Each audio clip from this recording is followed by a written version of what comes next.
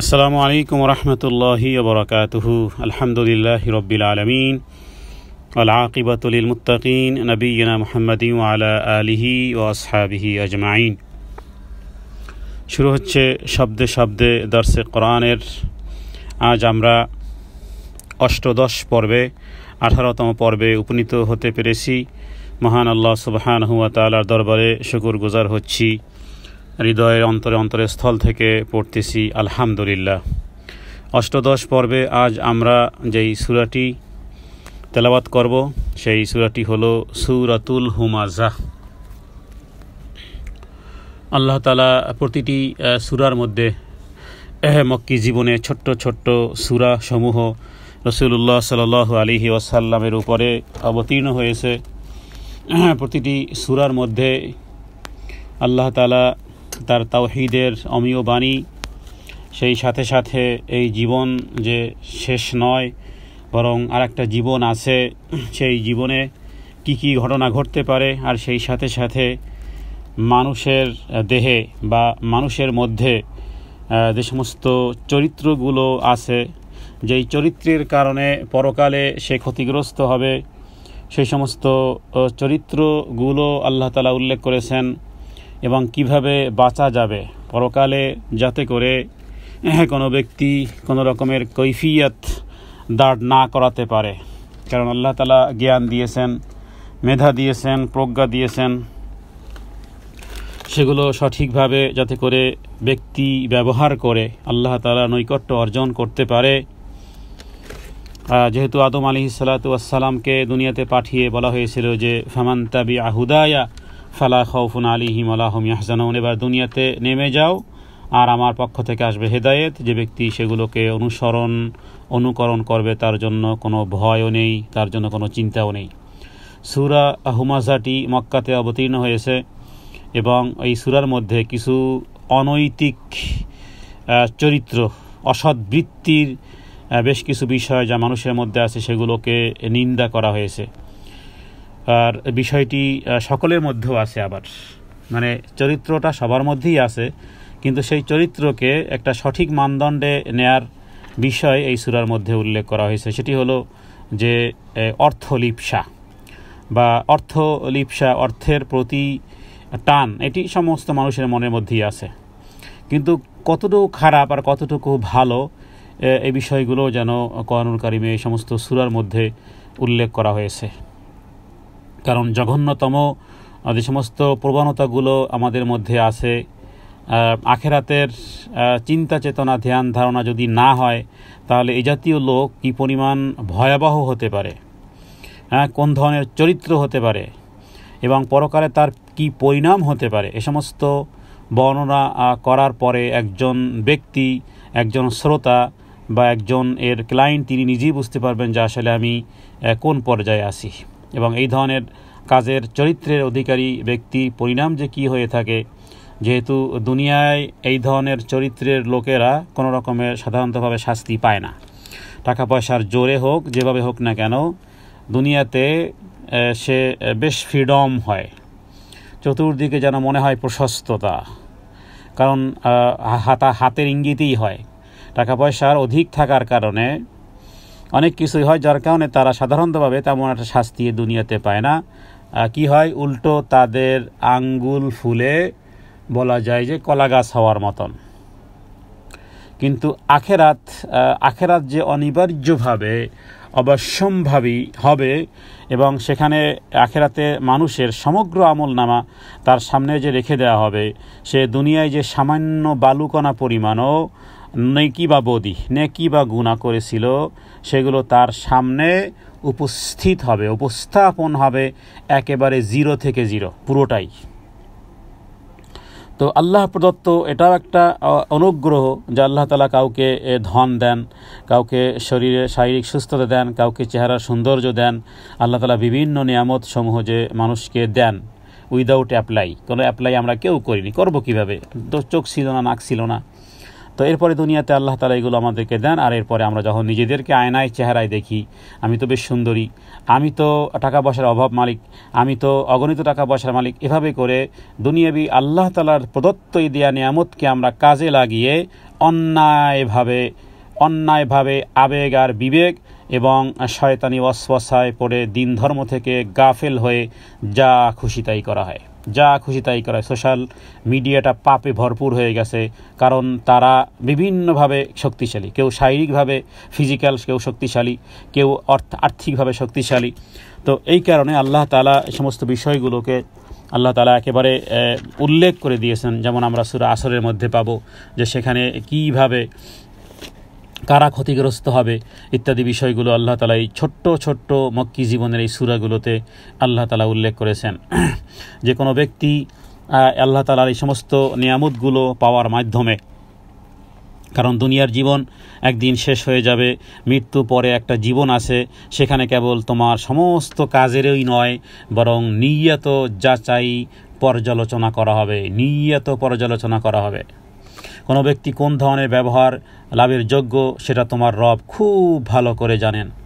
সুতরাং যে ব্যক্তি বস্তুবাদী মানসিকতায় আচ্ছন্ন হয়ে মৃত্যুর পূর্ব মুহূর্ত পর্যন্ত দুনিয়ার লাভ, দুনিয়ার স্বার্থ, দুনিয়ার আরাম, দুনিয়ার আয়েশ, ভোগ, মর্যাদা ইত্যাদি অর্জন করার পর পরস্পর থেকে অগ্রগতি হওয়ার প্রতিযোগিতায় মেতে ওঠে, আল্লাহ তাআলা সেগুলো সামনের সূরাগুলোতে বিভিন্ন আয়াতে সেগুলো উল্লেখ করেছেন। সুতরাং এই যে গাফলতির, এটা যে একটা অশুভ পরিণতি সম্পর্কে আল্লাহ তাআলা মানুষকে সজাগ করেছেন। ছোট্ট ছোট্ট সূরা আমাদের জীবন পরিবর্তন করে দেওয়ার জন্য যথেষ্ট, যদি আমরা সত্যিকার অর্থেই হৃদয়ঙ্গম করি। ছোট্ট ছোট্ট সূরা দিয়েই তো আমরা বেশিরভাগ সালাত আদায় করি, কিন্তু খেয়াল নেই যে আল্লাহ তাআলা কী বলতেছেন। এটা শুধু কোরআন কারীম সালাতেই তেলাওয়াত করার নয়, বরং এর মধ্যে অন্তর্নিহিত আছে রাসূলুল্লাহ সাল্লাল্লাহু আলাইহি সাল্লামের হাদিস, আছে মানহাজ, আছে আদেশ, আছে নিষেধ, আছে সতর্কতা অবলম্বন। সুতরাং গাফলতি আর অগ্রগতি, পরস্পর থেকে অগ্রগতি প্রতিযোগিতায় মেতে উঠুক অথবা কেউ গাফলাত থাকুক, পরিণতি কিন্তু যদি সজাগ না হয় তাহলে কিন্তু সমস্যার সৃষ্টি হবে। এই দুনিয়া কোনো লুটের মাল নয় যে যা খুশি তাই করো, যেমন খুশি তেমন সাজো। এটা দুনিয়াতে যেমন খুশি তেমন সাজতে পারবো, কিন্তু যেমন খুশি তেমন সাজা এটা লুটের কোনো মাল নয়। এখানে যা খুশি তাই করতে পারবো, কিন্তু কিভাবে করলাম, কোথায় ব্যবহার করলাম, রবের কাছে হিসেব দিতে হবে। প্রত্যেক ব্যক্তিকে হিসাব দিতে হবে। অতএব আমরা বলবো যে দেশ, জাতি, এমনকি সারা দুনিয়ার সমস্ত মানুষ ক্ষতির মধ্যে অবস্থান করবে যদি কোরআনে যেই সমস্ত বিষয়গুলো উল্লেখ করা হয়েছে সূরা আসরের মধ্যে, সে বিষয়গুলো এবং অন্যান্য সূরার মধ্যে। তো এই সূরাটির মধ্যে, সূরা হুমাযার মধ্যে বেশ কয়েকটি চরিত্রের কথা উল্লেখ করা হয়েছে, যেই চরিত্রগুলো আমাদের প্রত্যেকের মধ্যেই আছে। কিন্তু আমরা আজকের ডাইভার্ট করব আমাদের এই চরিত্রগুলোকে আমরা পরিবর্তন করব। আমরা সেটাকে এক ধরনের কনভার্ট করে শরীয়ত কতটুকু সম্মত দেয় ততটুকু গ্রহণ করব, আর বাকিগুলোকে আমরা দাবিয়ে রাখবো ইনশাআল্লাহ। যখন জানবো তখনই করতে পারবো ইনশাআল্লাহ বিইজনিল্লাহ। আমা তাওফীক ইল্লা বিল্লাহ। তাহলে শুরু হচ্ছে অষ্টাদশ পর্বের সূরাতুল হুমাযার তেলাওয়াত এবং সেই সাথে আনুষঙ্গিক অন্যান্য বিষয় ইনশাআল্লাহ বিইজনিল্লাহ। আমা তাওফীক ইল্লা বিল্লাহ। أعوذ بالله من الشيطان الرجيم. بسم الله الرحمن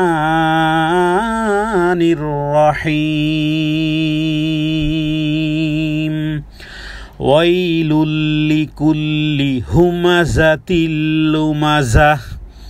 ويل لكل همزة لمزة. দেখুন এই আয়াতের মধ্যে 4টি শব্দ আছে, একটিও টান নেই, কোথাও দেরি করা যাবে না। ওয়াইলুল লিকুল্লি হুমাযাতিল, কোথাও টান নেই, কোথাও বিন্দু পরিমাণ টান নেই। পুরোটা আয়াত টান ব্যতীতই পড়তে হবে স্পষ্ট করে। ওয়াইলুল লিকুল্লি হুমাযাতিল লুমাযা, টানের কোনো কায়দা নেই, কোনো কায়দা পাওয়া গেল না।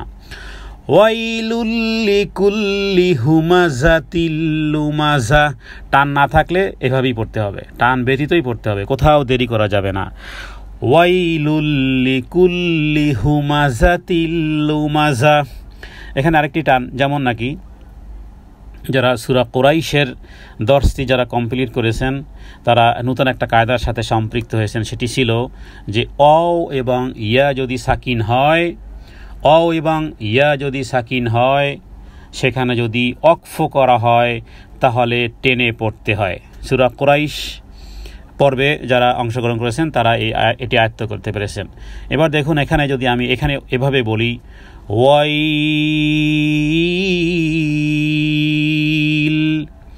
লিকুল্লি হুমাজাতিল লুমাজা, তাহলে ওয়াইল কেন থামলাম, কেন টান দিলাম, এই কারণে যেহেতু ইয়া সাকিন পাওয়া গেল এবং থামলাম। যদি এখানে একটা কায়দা এরকমের হতে পারে যে যদি আপনি এভাবে পড়েন ওয়াইল, টান কেন, যেহেতু ইয়া সাকিন পাওয়া গেছে এবং থেমেছি এই কারণে টান। কিন্তু যখন আমি মিলিয়ে পড়ব তখন পড়তে হবে ওয়াইলুল লিকুল্লি হুমাজাতিল লুমাজা, দুর্ভোগ প্রত্যেকের যে সামনে নিন্দাকারী বা পিছনে গীবতকারী, মানে দুর্ভোগ। ওয়াইল মানে দুর্ভোগ। ওয়াইল শব্দের আরবি একাধিক অর্থ আছে। ওয়াইল মানে জাহান্নামের একটা উপত্যকাও হতে পারে। বিভিন্ন সাহাবায়ে কেরাম থেকে একাধিক তাফসিরগুলো আছে। আরবির প্রতিটি হরফ, প্রতিটি অক্ষর, প্রতিটি শব্দ একই সাথে পজিটিভও বোঝায়, নেগেটিভও বোঝায়। এই বিষয়টি হয়তো আপনারা অনেকে আগে থেকে জানেন বা আমিও বলেছি বারবার। একই শব্দ অবস্থার প্রেক্ষাপটে পজিটিভও বোঝায়, নেগেটিভও বোঝায়। যেমন হারাম, মসজিদুল হারাম, এখানে পজিটিভ অর্থও আছে, নেগেটিভ অর্থও আছে। নেগেটিভ অর্থ এরকমের যে আল্লাহ তাআলা এখানে সমস্ত জিনিসকে নিষিদ্ধ করেছেন, হারাম। আবার আল্লাহ তাআলা মসজিদুল হারাম এটাকে সম্মানিত, তাহলে হারাম অর্থেও সম্মানিত করলাম, আবার নিষিদ্ধতাও বোঝানো হলো। তো এখানে ওয়াইল শব্দ দ্বারা, ওয়াইল শব্দটির অর্থ হলো দুর্ভোগ। পরকালে হয় হবে দুর্ভোগ, না হয় হবে সুখ ভোগ। দুটি ওয়ে, হয় সুখ, না হয় আরাম, না হয় বেরাম। হয় হবে সুখ ভোগ, না হয় হবে দুর্ভোগ। সুখ ভোগের জন্য একটা স্থান আছে তার নাম হলো জান্নাত, আর দুর্ভোগের জন্য একটা স্থান আছে যার নাম হলো জাহান্নাম। তাহলে ওয়াইল শব্দের অর্থ হলো দুর্ভোগ। লিকুল্লি, লিকুল্লি লি মানে জন্য, কুল শব্দের অর্থ হলো প্রত্যেকের। লিকুল্লি মানে প্রত্যেকের। দুর্ভোগ ওই জাতীয় ব্যক্তিদের, মানে দুর্ভোগ প্রত্যেকের। প্রত্যেকের মধ্যে আপনি আছেন, আমি আছি, আমরা সবাই আছি, প্রত্যেকের মধ্যে আমরা সবাই আছি। তার মানে এটা হেডিং টু ইউ অথবা হেডিং টু মি, যে কেন আমি আবার কি কাজ করলাম যে আমার এখানে নাম এসে গেল। হ্যাঁ, সামনে ইনফরমেশন, হুমাজাতিল লুমাজা। তুমি কি কখনো মানুষের সামনে নিন্দা করো অথবা কি কখনো পিছনে দোষ প্রচার করো? তাহলে এবার কুল্লির মধ্যে তোমার নামও এসে গেছে, তোমার নামও এসে গেছে। সবাইকে গণগ্রেফতারের মধ্যে তুমি একজন ভালো মানুষে এসে গেছো। কেন? ওই যে তুমি ওখানে ছিলে, এই কারণেই তোমাকেও গ্রেফতার করা হয়েছে। ওই মজলিসে, ওই প্রোগ্রামে তুমি ছিলে, যার কারণে অ্যারেস্ট হয়েছে পুলিশের হাতে। অপরাধ কি? ওই জায়গায় কেন ছিল। এমন যেহেতু বিষয়গুলো হয় আমাদের সাথে, তাহলে কুল্লি, লিকুল্লি মানে প্রত্যেকের জন্য আছে দুর্ভোগ। প্রত্যেকের জন্য দুর্ভোগ। তোমার জন্য, আমার জন্য, হ্যাঁ, তোমার জন্য, আমার জন্য, সবার জন্য, আমাদের সবার জন্য দুর্ভোগ আছে। কেন? দুর্ভোগটা কেন হবে? হুমাজাতিল লুমাজা। হুমাজা মানে সামনে নিন্দা করে অথবা পিছনে দোষ প্রচার করে। কোরআনুল কারীমের শব্দের অর্থ ক্ষেত্রে অনেক সময় দেখা যাবে যে সেগুলো বোধগম্য হয় না বা অনেক প্রশ্ন আসে, তখন সেগুলোর প্রশ্নের উত্তর জানার জন্য হাদিস থেকে রাসূলুল্লাহ সাল্লাল্লাহু আলাইহি সাল্লাম সেগুলোর ডেসক্রিপশন, সেগুলোর ডিটেলস দিয়েছেন। এখানে সামনে নিন্দা করা অথবা পিছনে দোষ প্রচার করা বিষয়টাকে বলা হয়েছে যে এদের জন্য দুর্ভোগ, মানে পশ্চাতে এবং সম্মুখে যারা পরনিন্দা করে তাদের জন্য দুর্ভোগ। তবে হাদিস থেকে এগুলোর ক্যাটাগরি পাওয়া যায় যে কার কার সামনে আপনি দোষগুলোকে শুধরে দিতে পারবেন অথবা সামনে উপস্থাপন করতে পারবেন। অথবা পিছনে গীবত করতে পারবেন, কার কার গীবত করা যায়, এ বিষয়গুলো হাদিস থেকে রাসূলুল্লাহ সাল্লাল্লাহু আলাইহি ওয়াসাল্লাম জানিয়েছেন। যেমন নাকি কোনো ব্যক্তি যদি বেদাত প্রচার করে, কোরআন সুন্নাহর নামে বেদাত যেগুলো অথেন্টিকতা নয়, তার বিষয়গুলো মানুষের কাছে বলা যেতে পারে। কেউ টাকা পয়সা নিয়ে, ঋণ নিয়ে টাকা পয়সা ধার দেয় না ঠিকমতো, তার মানে লেনদেনে খারাপ ব্যক্তি, তো তার সম্পর্কে মানুষকে সতর্ক করা যেতে পারে। কারণ এখানে জনগণের সাথে সম্পৃক্ত যেই দোষগুলো সে করে সেগুলো ব্যক্তির সাথে না, বরং সেই বিষয়গুলো ইনফর্ম করা যেতে পারে। অনুরূপভাবে বিবাহ শাদীর ক্ষেত্রেও কোনো নারীর চরিত্র বা পুরুষের চরিত্র ইত্যাদি কি, সে বিষয়গুলো আলোচনা করা যেতে পারে। যাই হোক, আমরা ওইদিকে না, বরং হুমাজা এবং লুমাজা সম্পর্কে আরেকটি কথা বলবো। সেটি হলো, অনেকে সামনাসামনি নিন্দা করাটাকে সাহসিকতার বিষয় মনে করে, যে আমি একেবারে সামনে বলে এসেছি। তো এই জাতীয় সামনে বলা, এটাকে বলা হয় হুমাজাহ, মানে সামনাসামনি যে মানুষের নিন্দা করে। স্বাভাবিকভাবেই যারা একটু বেশি রাগী বা যারা খুব বেশি সাহসী, এই কাজগুলো তারা করে ফেলে। তো সেগুলো যদি সমাজের সাথে সম্পৃক্ত হয় তাহলে ঠিক আছে, কিন্তু ব্যক্তির সাথে যদি সম্পৃক্ত হয় তাহলে আমরা কখনোই এভাবে করব না। মানুষের সামনে তাকে অপমান করব না, বরং তাকে পার্সোনালভাবে বলবো যে আপা বা ভাই, আপনার মধ্যে এই বিষয়গুলো কিন্তু সঠিক নয়। তো এখানে আল্লাহ তাআলা দুর্ভোগ বলেছেন প্রত্যেকের যে পিছনে এবং সামনে লোকের নিন্দা করে। তো এই কাজগুলো অহরহ আমাদের মধ্যে হয়ে যায়। অথবা সে কাউকে সমাজে বা এইতে লাঞ্ছিত করে, তুচ্ছ তাচ্ছিল্য করে, বা কারোর প্রতি তাচ্ছিল্য ভরে অঙ্গুলি নির্দেশ করে, অথবা চোখের ইশারায় কাউকে ব্যঙ্গ করে, বা কারোর বংশের নিন্দা করে। এগুলো হলো আইয়ামে জাহিলিয়াতের যুগের চরিত্র। এই চরিত্রগুলো কিয়ামত পর্যন্ত থাকবে, নবীজি একটা হাদিসের মধ্যে উল্লেখ করেছেন। তো এই চরিত্রগুলো আমরা কেন আমরা একাডেমিকভাবে শিক্ষায় শিক্ষিত হয়ে হায়ার এডুকেশন হওয়ার পরও সেই আইয়ামে জাহিলিয়াত মানে মূর্খতার চরিত্রের দিকে কেন যাব? তাহলে তো ওয়াইল আছে, দুর্ভোগ। কারো প্রতি তাচ্ছিল্য ভরে অঙ্গুলি নির্দেশ করা, চোখের ইশারায় ব্যঙ্গ বিদ্রুপ করা, অথবা কোনো ব্যক্তি সত্তার বিরূপ সমালোচনা করা, কারো মুখের উপর তার বিরুদ্ধে মন্তব্য করা, তার পিছনে তার দোষ বলে বেড়ানো, কোথাও এর কানে ওর কানে, পরস্পরের মধ্যে লাগিয়ে এ কান সে কান, দুই কান করতে করতে রাজার কান, কোথাও পারস্পরিক ঐক্য কীভাবে ফাটল ধরায়, কোনো কাজ নেই। এরা শয়তানের চাকরি করে এরা। এখানের কথা ওখানে, ওখানের কথা ওখানে। কেন? আপনি এই দায়িত্ব কে দিয়েছে আপনাকে? কোনো বেনিফিট? শয়তান আপনাকে বেনিফিট দিবে, কারণ আপনার মনে ভালো লেগেছে, লাগিয়ে দিতে পেরেছি। একেবারে কিপ কোয়াইট হয়ে যান না, একেবারে বোবা হয়ে যান। মানুষের বিরুদ্ধে এগুলো হলো, আপনারা জানেন মাছির একটা স্বভাব আছে, এগুলো হলো মাছির স্বভাব হলো খুঁজে খুঁজে খুঁজে খুঁজে পচা জিনিস কোথায় আছে। সমুদ্রের মধ্যেই আপনি পচা মাছ বের করে না, দেখবেন যে কোত্থেকে যেন মাছি এসে উপস্থিত হয়েছে। এরা হলো মাছির মতন। মানুষের ভালো চরিত্র এদের নজরে পড়ে না, শুধু খারাপ চরিত্র। মানুষের মধ্যে ভালো দোষ মন্দ থাকবে, এর মধ্যে খুঁজে খুঁজে খুঁজে খুঁজে এরা এই কোনো একটা কিছু পেয়ে গেছে, বাস শেষ। দুর্বলতার কোনো জায়গা পেয়ে গেছে, দুর্বলতার কোনো ব্যক্তি সম্পর্কে আমি তার দুর্বল জায়গাটা জানি, বাস আমার কাছে বহুত বড় অস্ত্র আছে, কামান, আমার কাছে পারমাণবিক অ্যাটম বোমা আছে, যেই কোনো মুহূর্তে আমি পারমাণবিক অ্যাটম বোমাটা ফেলে দিতে পারি, কারণ তার দুর্বল সাইড আমার জানা। পরস্পরের ইঙ্গিতে যে সে তো আমার কাছে ধরা, কারণ আমি জানি তার দুর্বল সাইড। বাস সে ব্যক্তি যেন একেবারে পাহাড়ের উপর উঠে গেছে, আর ওই ব্যক্তি যেন নিচে। এই যে এই স্বভাবগুলো আমাদের মধ্যে বিরাজমান। আল্লাহ তাআলা এটাকে কন্ডেম করেছেন, সতর্ক করেছেন। ওয়াইল লিকুল্লি হুমাজাতিল লুমাজাহ, প্রত্যেক ওই ব্যক্তির জন্য দুর্ভোগ। অনুরূপভাবে আপনি যদি জানেন যে পরস্পরের মধ্যে ফাটল ধরবে, পরস্পরের মধ্যে ঐক্যের ফাটল ধরবে, তো সেগুলো এই ওয়াইল আর লুমাজার মধ্যে। কোথাও কখনো কখনো আমরা দেখি মানুষের নাম বিকৃত করে কথায় কথা দিয়ে খোঁচা দেওয়া অভ্যাসে পরিণত হয়েছে। এগুলো বহু বড় গুনাহ। এগুলো মানুষের সাথে মুআমালা নয়, এগুলো রবের সাথে সম্পর্ক নয়। রবের হুকুম অমান্য করেছেন, 10 বছর সালাত আদায় করেন নাই, 10 বছর সিয়াম রাখেন নাই, তওবা করলে ইসলামী স্কলারগণ বলেন সেটা মাফ হতে পারে। কিন্তু কারো পিছনে দোষ বলে লাগিয়েছেন, কান কথা দিয়েছেন, পরস্পরের মধ্যে লেলিয়ে দিয়েছেন, ফাটল ধরিয়েছেন, বিকৃত করেছেন, খোসা দিয়ে কথা বলেছেন, এগুলোকে পরনিন্দা করেছেন, এরপরে এই জাতীয় তার সামনে অথবা পিছনে এই কাজগুলো করেছেন, এগুলো থেমে আছে, ওগুলো ওভাবেই আছে, ওখান থেকে ওগুলো পুরনো হয়নি, ওগুলো ঝরে পড়েনি, ওগুলোর কারণে আপনাকে ধরে নিয়ে যাওয়া হবে ওয়াইলের কাছে, কারণ তোমার ওখানে পাওয়া গেছে, তোমার লাইফে এই হুমাজা লুমাজা পাওয়া গেছে। তো এই কারণে গুনাহ থেকে বৃহৎ থেকে বৃহত্তর এবং খারাপ থেকে খারাপ হলো এই জাতীয় দোষ।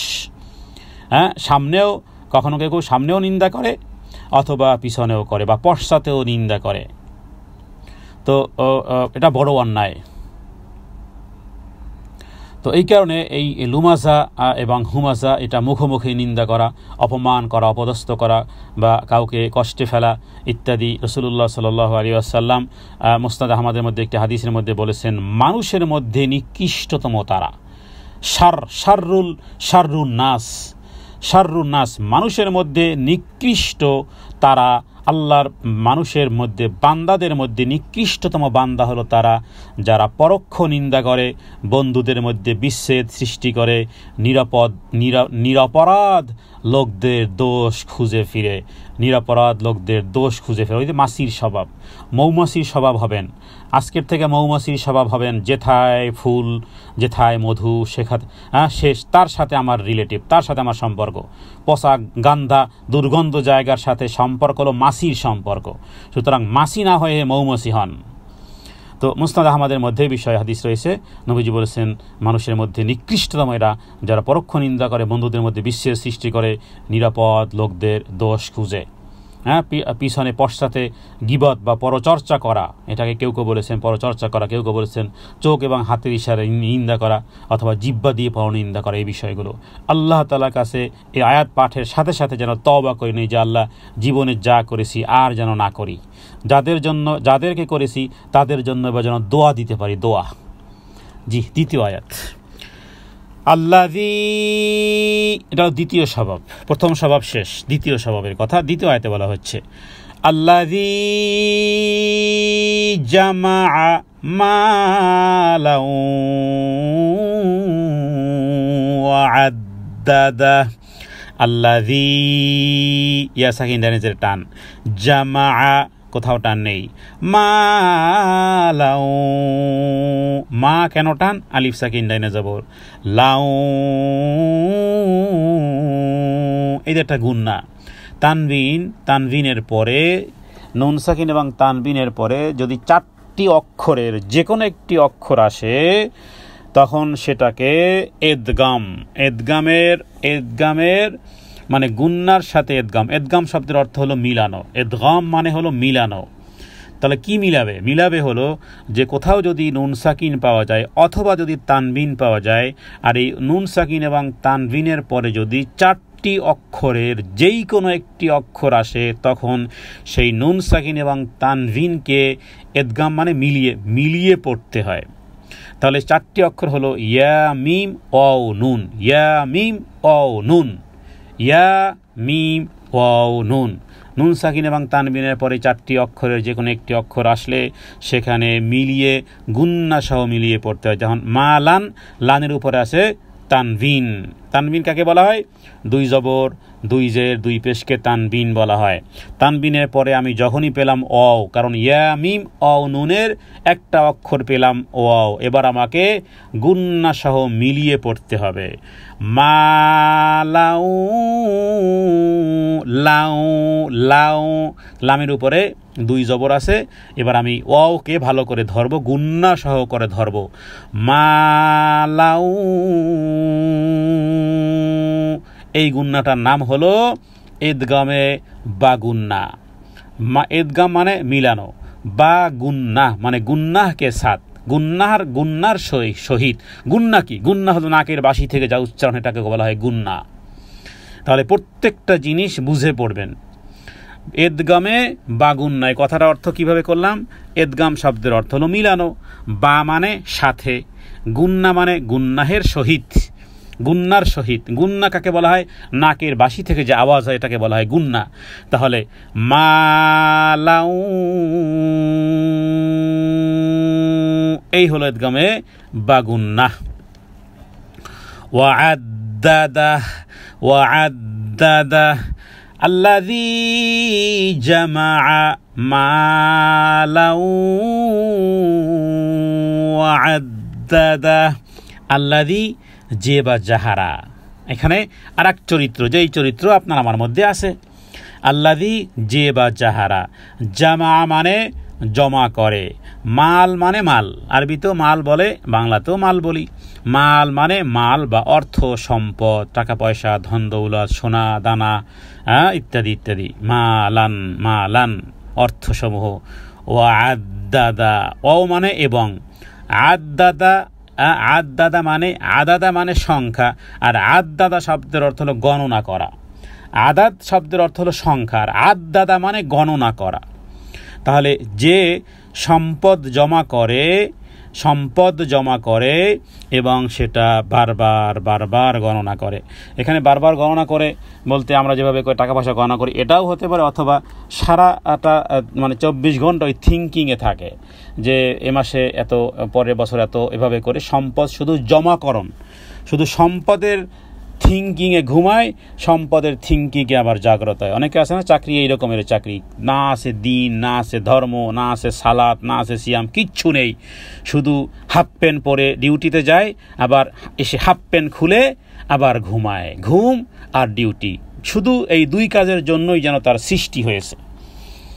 এই জাতীয় চরিত্রটাকে আল্লাহ তাআলা এখানে কন্ডেম করেছেন, যে সম্পদ জমা করে, বারবার গণনা করে, যে ধন সম্পদ জমা করে, সঞ্চিত করে, আর সেগুলোর গণনার মধ্যেই তার সময় কাটে। তো এটা একটা, এখানে আমি বলবো যে সম্পদ গণনা করা, জমা করাটা দোষের কিছু নয়। দোষ তখন হবে, তার মানে অগাধ ধন দৌলতের অহংকারে সে মানুষকে এভাবে লাঞ্ছিত, অপমানিত করে। তো এই জাতীয় যদি বদভ্যাস হয়ে থাকে, আয়াতের মধ্যে মানে মানে অর্থলিপ্সাটাকে, যে এক হলো অর্থলিপ্সা আমাদের মধ্যেও আছে, কারণ অর্থ আমাদের দুনিয়ার জীবনযাপনের জন্য প্রয়োজন হবে, হালাল রুটি রুজির জন্য প্রয়োজন হবে, কিন্তু এটা নয় যে অর্থলিপ্সার কারণে আমি দিন ধর্মকে আমি কোরবানি দিয়ে ফেলবো, দিন ধর্মকে কোরবানি দিয়ে ফেলবো।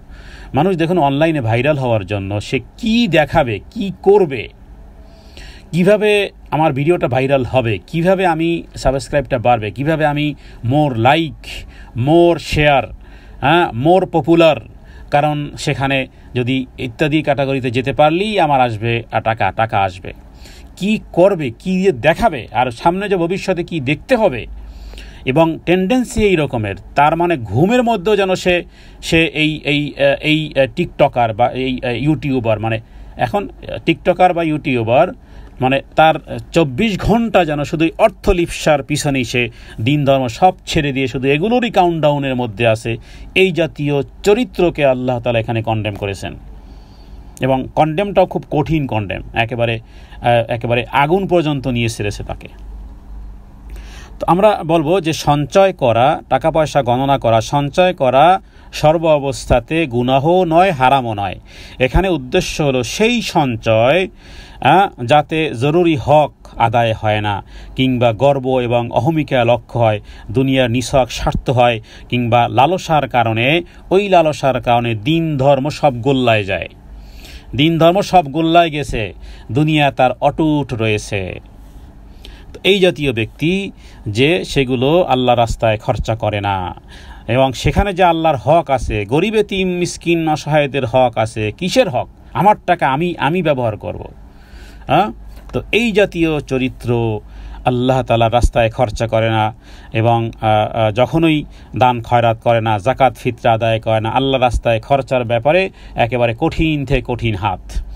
কিন্তু দুনিয়াবি যেভাবে খুশি সেভাবে সে ব্যবহার করে, অথচ আমরা হাদিসের মধ্যে রাসূলুল্লাহ সাল্লাল্লাহু আলাইহি ওয়াসাল্লাম বলেছেন যে প্রত্যেক ব্যক্তিকে কবর থেকে ওঠার পরে সে মাল কোথা থেকে আর্নিং করেছে, কোথায় সে ব্যয় করেছে। আমরা পূর্বেকালে আমাদের এই বাবা দাদাকে দেখিনি, যাই হোক আগেকালে আমরা দেখেছি যে মানুষ এই পকেটে, আমাদের মুরব্বী যাদের ছিল তাদের দেখতাম পকেটে নোটবুক, কি ব্যাপার, তো তারপরে তারা দেখতাম আবার লিখতো আজকের বাজার থেকে কেরোসিন তেল, তারপরে পান, তারপরে এই পেঁয়াজ, তারপরে রসুন, এগুলো এনে আবার লিখে রাখতো মানে কোথায় তার ধান বিক্রি করছে, কত টাকা, কোথায় ব্যয় করেছে, কোথায়, মানে পুরো হিসাব কিতাব তার এই নোটবুকে আছে, তার আর্নিং এক্সপেন্ডিং নোটবুকে আছে। তো কোথার থেকে একজন ব্যক্তির আসলে এইভাবেই হওয়া উচিত যে আমার আর্নিংয়ের মধ্যে একটি টাকাও যেন অন্যায় কোনো টাকা যেন না আসে। এক্সপেন্ডের মধ্যে এমন না যে আমার পকেটের পয়সা আমার ছেলে বা মেয়ে পুতুল ধরেছে যে আম্মু এই পুতুলটা লাগবে, কিনে দিলাম, টাকার কি অভাব আছে নাকি? একটা পুতুল কয় টাকাই বা দাম, একটা ডল কয় টাকাই বা দাম, বাচ্চা কান্নাকাটি করতেছে, ছেলে কান্নাকাটি করতেছে, আম্মু এই পুতুলটা লাগবে, বাস কিনে দিলাম। টাকা আপনার হতে পারে, অভিরুচি আপনার হতে পারে, কিন্তু এই এক্সপেন্ড আপনাকে কোথায় নিয়ে ঠেকবে? কারণ স্বাধীন নয়। আপনার আমার পকেটের টাকা খরচার ক্ষেত্রে আমরা স্বাধীন নয়। এই কথাটি যদি আমাদের মাইন্ডে রাখতে পারি তাহলে মূল ট্র্যাকে থাকতে পারবো। আর তা না হলে যদি মনে করি আমার টাকা আমি ব্যয় করব, তুমি কে? টাকা পয়সা আর্নিংয়ের ক্ষেত্রেও যেভাবে করে আমরা ফ্রিডম নয়, এক্সপেন্ডের ক্ষেত্রেও ফ্রিডম নয়, এটা যে বুঝবে তিনি এর থেকে বের হয়ে যেতে পারবেন ইনশাআল্লাহ। তাহলে দ্বিতীয় আয়াতের তর্জমা আমরা শুনলাম এবং এখানে টানের বিষয়টি আমরা জানলাম। আবারও দুটি টান, একটি গুন্না। আল্লাযী জামাআ মালান ওয়া আদ্দাদা। আল্লাযী টান, ইয়া সাকিন ডাইনেজের, মা আলিফ সাকিনের জবরের টান, লাউ এদগমে বাগুন্না, আর টান নেই। আল্লাযী জামাআ মালান ওয়া আদ্দাদা। এই আয়াতের দাবি হলো যে আল্লাহ আমরা যেন ওই সম্পদই জমা করতে পারি, আর্নিং করতে পারি যার মধ্যে আছে তোমার সন্তুষ্টি। আবার ওই সম্পদ যেন আমরা আমাদের পরিবার পরিজনের জন্য, নিজের জন্য তোমার সন্তুষ্টির রাস্তায় যেন আবার ব্যয় করতে পারি। হে আল্লাহ, আপনি আমাদেরকে তৌফিক এনায়েত করেন। তৃতীয় আয়াত, ইয়াহসাবু আন্না মালাহু আখলাদা। ইয়াহসাবু টান নেই, আন্না গুন্না আছে, টান নেই। গুন্না কেন? নুনের উপরে তাসদীদ থাকার কারণে এটাকে ওয়াজিব গুন্না, কিন্তু টান দেওয়া যাবে না, শুধু গুন্নাই করতে হবে। আন্না মালাহু, মা কেন টান? আলিফ সাকিন ডাইনে জবর। লাহু কান, তাহুতে কেন টান? হা উল্টা পেশ, উল্টো পেশ পাওয়া গেছে, কারণে মায়ও টান আছে, হুতেও টান আছে, আন্নায় টান নেই। আন্না মালাহু আখলাদাহ, কোনো টান নেই। আখলাদা। ইয়াহসাবু হা গলার মধ্যখান থেকে একটু ঠেসে, ইয়াহসাবু আন্না মালাহু আখলাদা। আমি বেশি করে টান দিচ্ছি যেহেতু এখানে শিক্ষার্থীরা, যাতে করে টানের জায়গাতে আমি লম্বা টান দেই, অর্থ পরিবর্তন হবে না, অশুদ্ধও হবে না। বোঝার জন্য আমরা বেশি করে টান দিচ্ছি, বেশি করে গুণনা করতেছি, যাতে কোথায় টান, কোথায় গুণনা, কোথায় টান নেই, বিষয়গুলো যেন একেবারেই স্পষ্ট হয়। ইয়াহসাবু আন্না মালাহু আখলাদা। ইয়াহসাবু মানে মানুষ ধারণা রাখে, সে ধারণা করে। ইয়াহসাবু সে ধারণা করে। এখানে ইয়াহসাবু শব্দটি হলো যে মানুষ ধারণা করে, বা যারা ওই পর্যায়ের, কারা এর আগের আয়াতের সাথে সম্পর্কিত, যে শুধু টাকা পয়সায় তার জীবনের উদ্দেশ্যই হলো আমাকে টাকা পয়সা কামাতে হবেই হবে, সেটা কোন ওই সেটা দেখার বিষয় না। গাড়িতে বাড়িতে হাই লেভেলে চলতেই হবে আমাকে, যেই কোনো মূল্যে হোক। যেই কোনো মূল্যে হোক আমাকে হাই লেভেলে চলতেই হবে, গাড়িতে চড়তে হবে, উত্তম ভিআইপি পারসন হিসেবে আমাকে সেই রকমের জায়গাতে থাকতেই হবে। এবং এইটাই যখন থট হয়ে যায় তখন তাদের ধারণা এই রকমের, মানে আল্লাহ তাআলা যেন এটাকে এক ধরনের এক্সাম্পল দিয়েছেন যে দেখে মনে হচ্ছে সে মনে করে যে এই সম্পদ তাকে অমর করে রাখবে। এই আয়াতটা হলো এই রকমের, এটা হলো নতিজা, এটা হলো ফলাফল। কারণ পূর্বের দ্বিতীয় আয়াতে যেই চরিত্রের কথা বলা হয়েছে এই চরিত্রের ভিন্ন একটা রূপ এটা এই রকমের। যদিও পৃথিবীতে নাস্তিকরাও জানে যে পৃথিবী একদিন ধ্বংস হবে, কোনো বিজ্ঞান এটা এই থিওরি দেয়নি যে না ধ্বংস হবে না, পৃথিবী ধ্বংস হয়ে যাবে। তো এ ব্যক্তি কি জানে না? এ ব্যক্তিও জানে, কিন্তু ভাবখানা এই রকমের। কারণ ভাবখানা তার টার্গেটটা যে সকাল আর বিকালের টার্গেট, 24 আওয়ার্সের তার টার্গেট, তার যেই টার্গেটটা দেখে মনে হয় যেন সে এখানেই থাকবে, চিরদিন এখানেই যেন থাকবে। এই 3 নম্বর আয়াত হলো এটা। ইয়াহসাবু, সে ধারণা করে, আন্না, নিশ্চয়ই, আন্না মানে নিশ্চয়ই, মা লাহু, তার এই যে মালমাত্তা, সম্পদ, সম্পত্তি অথবা পাওয়ার, যেন আখলাদা মানে যেমন বলি না খালিদিনা ফিয়া মানে চিরকাল, আখলাদা মানে হলো অমর করে রাখবে বা চিরকাল থাকবে। সে মনে করে, তার ভাবখানা, তার আর্নিং আর এক্সপেন্ডিং দেখলে মনে হয়, কারণ হালাল হারামের বাজ বিচার নেই, ব্ল্যাক মানি আর না white money does not matter, তার কাছে টাকা চাই, টাকা। কোনো মামলা মোকদ্দমাতে হতে পারে যে তার গাছ, তার ঘর মানুষের কাছে বায়না দিয়ে মামলা চালাচ্ছে, নাকফুল বিক্রি করে হলেও উকিলের হাতে টাকা দিচ্ছে, ডাক্তারের হাতে টাকা দিচ্ছে, প্রত্যেকে যেন ছুরি নিয়ে বসে আছে। তুমি মিয়া গোল্লায় যাও, তোমার রক্ত বিক্রি করো, সেটা আমার দেখার বিষয় নয়, আমার এটা চাই। সে মনে করে তার সম্পদ তাকে চিরজীবী করে রাখবে, সে মনে করে তার ধন সম্পদ চিরকাল তার সাথে থাকবে, সে মনে করে এই অর্থ যেন শেষ হবার নয় তার কাছেই থাকবে। আল্লাহ এটা বলেছেন, ইয়াহসাবু, সে ধারণা করে যেন, আন্না, নিশ্চয়ই, সে মা লাহু, তার এই সম্পদ, তার এই ক্ষমতা, তার এই বাহাদুরি, তার টাকা পয়সা, ধন দৌলত, আখলাদা, যেন তাকে অমর করে রাখবে। মানে আর যেন এখানেই যেন, এখানেই এসেছি যেহেতু এখানেই আমাকে থাকতে হবে, মানুষের সাথে চলতে হবে। চলাটা এই রকমের না যে না আমি তো এগুলো রেখে চলে যাব, এটা মাথায় আসবে না। আমার এই রকমের গাড়ি হতে হবে, বাড়ি হতে হবে, কিন্তু যেই কোনো মুহূর্তে যে গাড়ি আর বাড়ি ছেড়ে, ব্যাংক ব্যালেন্স ছেড়ে, আমি যে আমার এই অর্থ সম্পত্তি ছেড়ে যেই কোনো সময়ে যে আমার কুপকাত হতে পারে সেটা মাথার মধ্যে থাকে না। আল্লাহ এটাকে বলেছেন যে এই রকমের চরিত্র সে ধারণা করে যে সে মা লাহু আখলাদা, যেন এটা সবসময় তার সাথে থাকবে, চিরন্তন জীবন দান করবে। তার মানে অর্থ জমা করে, গুনে রাখে, এবং এইগুলোতে এই পরিমাণ সে বিজি থাকে। তার সুপার বিজিটা 24 আওয়ার্স বিজি। আমাদের দেশে, গ্রাম দেশে শুনতাম কোনো এই মানুষ বলতো যে আমি এত বিজি যে আমার মরার সময়ও নাই। নাউযুবিল্লাহ মিন যালিক। তার আমি এগুলো গ্রাম বাংলা কথা বলতেছি, মরার সময় নাই, এই পরিমাণ বিজি। মানে কথা প্রসঙ্গে বলে, আহারে মরার সময়ও বলে নেই, মৃত্যু তোমাকে সময় দেবে না, ওইভাবেই তোমাকেই গ্রাস করে ফেলবে, তখন অনেক সময় হয়ে পড়ে থাকবে, তোমার সব চলতেছে, তুমি ব্যতীত, মনে রাখবা। হয়তো 1-2 দিন কেউ কান্নাকাটি করলেও তুমি ব্যতীত ওই পৃথিবীতে সূর্য যেমন উঠতেছে, সূর্য যেমন ডুবতেছে, তোমার সব কিছু উইদাউট ইউ রানিং, কোনো সমস্যা হচ্ছে না। তুমি মনে করো যে না আমি না থাকলে হবে না, মনে হয়। তো 24 আওয়ার্স যারা এই জাতীয় বিষয়ে মশগুল থাকে, মৃত্যুর কথা তাদের মনে নেই, তারা মনে কখনোই চিন্তার উদয় হয় না যে এক সময় এগুলো সব ছেড়ে খালি হাতে দুনিয়া থেকে বিদায় হতে হবে।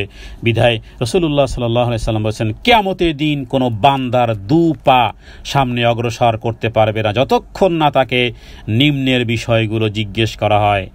1, জীবনকে কিভাবে নিঃশেষ করেছো, 2, জ্ঞান দ্বারা কি করেছো, 3, সম্পদ কোথার থেকে আর্নিং করেছো, 4, কোথায় ব্যয় করেছো,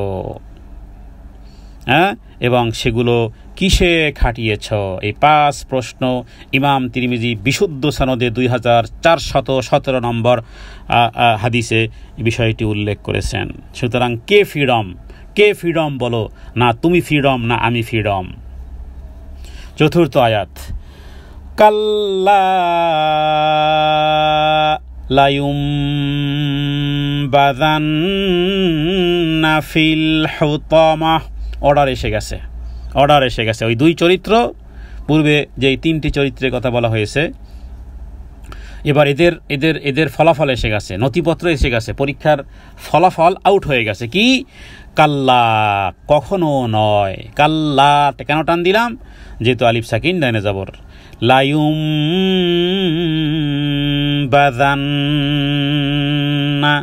লায়ুমবাযান্না মানে লা মানে অবশ্যই। দেখুন, আল্লাহ তাআলা যদি এমনি বলেন যেটা হবে ওটা হয়, কিন্তু আল্লাহ তাআলা যখন তাকিদ দিয়ে বলেন, তাকিদ মানে গুরুত্ব আরোপ করেন, বলেন যে অবশ্যই।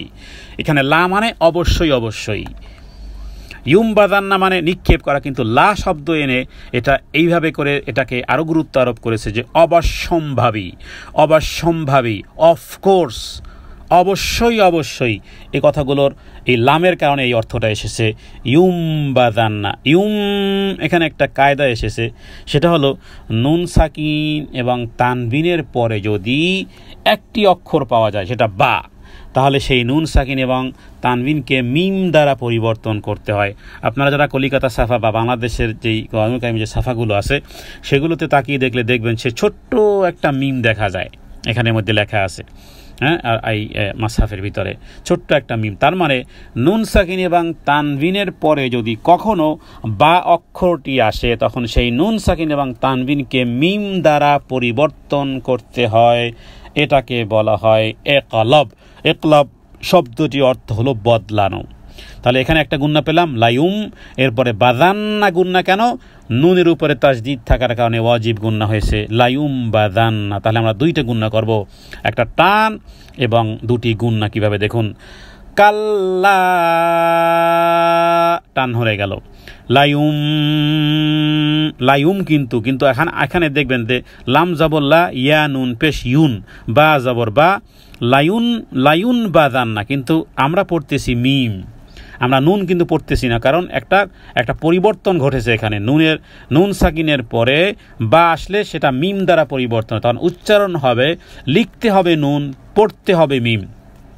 হ্যাঁ, যেভাবে করে ইংলিশের মধ্যেও অনেক ওয়ার্ড থাকে এরকমের।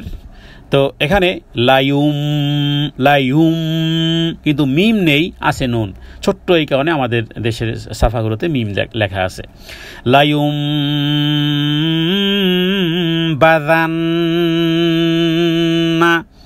একটা হলো লায়ুম, আর একটা হলো অজিব গুণনা বাযান্না। লায়ুমবাযান্না ফিল হুতামাহ, ফি মানে মধ্যে, হুতামা শব্দের অর্থ হলো জাহান্নাম, অথবা হুতামা শব্দ অর্থ এমন যে চূর্ণ বিচূর্ণ করে দিবে, একাকার করে দিবে, বা জাতাকলের নিচে যেমন পিষ্ট হয়ে যায়, যেমন বিল্ডিং যদি কারো উপর ভেঙে পড়ে, হ্যাঁ, রানা প্লাজা যেমন ভেঙে পড়েছিল, ওয়ালের উপরে ওয়াল, মানুষ, হ্যাঁ, তার মধ্যে। তো এগুলো হলো যে পিষ্ট করে দিয়েছে, এটাকে বলা হয় হুতামাহ। কাল্লা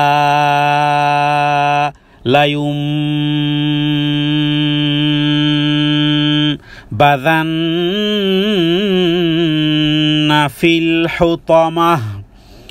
দেখুন, লায়ুমবাযান্না, এই যে নাবাদা, মূল শব্দ কিন্তু নাবাদা, লাম কেন? তাকিদ দেওয়ার জন্য। নাবাদা শব্দের অর্থ হলো, যেমন আমরা টিস্যু পেপার দিয়ে যদি নাক ঝাড়ি, সেই টিস্যু পেপারটা ছুঁড়ে ফেলে দেই। তো আরবি ভাষাতে কোনো জিনিসকে তুচ্ছ, এটার দাম ছিল, কিন্তু যখন আমার নাকের ময়লা এই টিস্যুতে লেগে গেল, এটা তুচ্ছ হয়ে গেল, এটাকে যেভাবে করে ছুঁড়ে ফেলে দেওয়া হয়।